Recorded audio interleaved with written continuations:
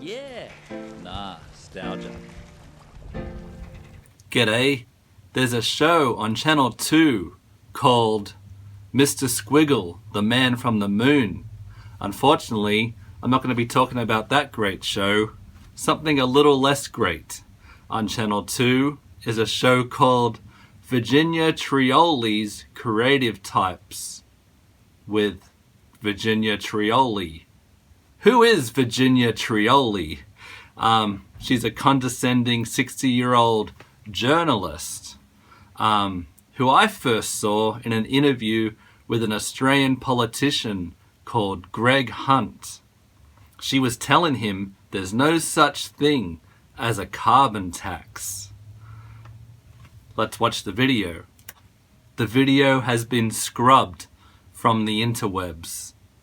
But in this Australian newspaper article, we have the exchange just as I remember it. It's not even a tax in the first place. How do you go on incorrectly calling it a tax? She says. The carbon tax was a tax? Prime Minister Gillard. There will be no carbon tax under the government I lead. But then she brought one in, and it was called the carbon tax. But Virginia Trioli was lying. So now she is hosting a show about creative types.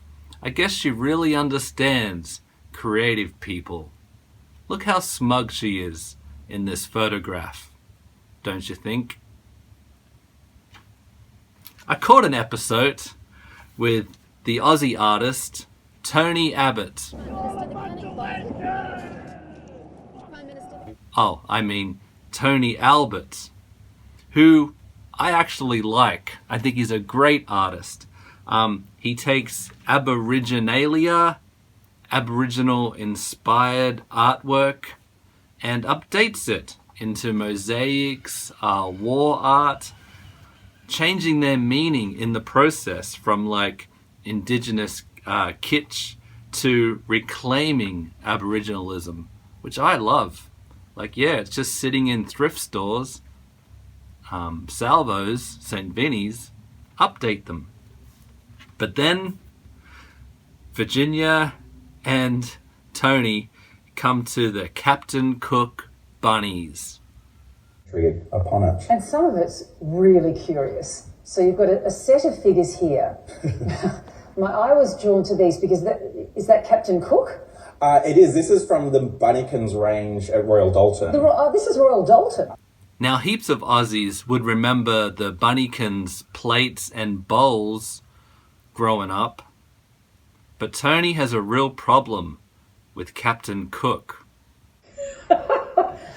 So this is Royal Doulton because I thought when I walked in and saw those, I thought maybe this was some clever artist had put together Captain Cook and a rabbit. You couldn't write the irony in the fact that Captain Cook has been made a bunny in terms of one of the most ravenous, environmentally destructive animals ever to be introduced to this country. Yes. Ravenous, destructive animal to be introduced to this country? What if you said that about the first Asian or the first Greek man? It'd be a different little saying, wouldn't it? And I have about 200 of these, and there is 2,500 that exist in the edition.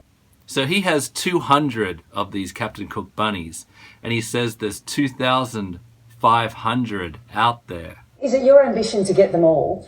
I'd love to take the whole 2,500 out of circulation. Well, let's make it 2,499 still out there. For as you see,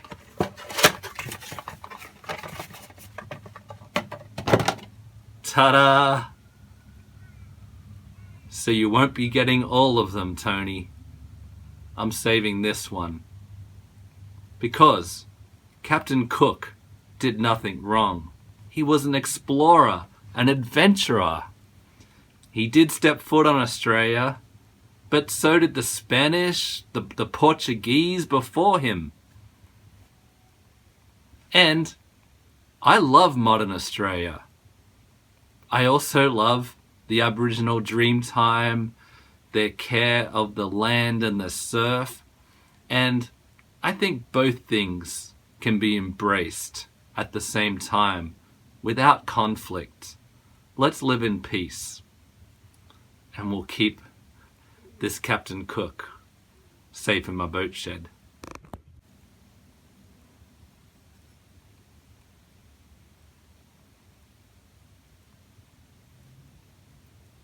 Make love, not war, as a famous Beatle once said. Another ravenous, destructive creature to come to Australia. The South African dung beetles made mincemeat of the Aussie cowcakes. Like the rabbit, the cane toad turned out to be one of nature's breeding machines. Every summer, Queenslanders, and especially those in the far north, come foot to face with these toothless amphibians. They were brought in from Hawaii in 1932 to eat this, the cane grub. Farmers were horrified to discover that the cane toad's life cycle was out of whack with the grubs and the beetles. They should have made Captain Cook a cane toad. I'd be all on board with that.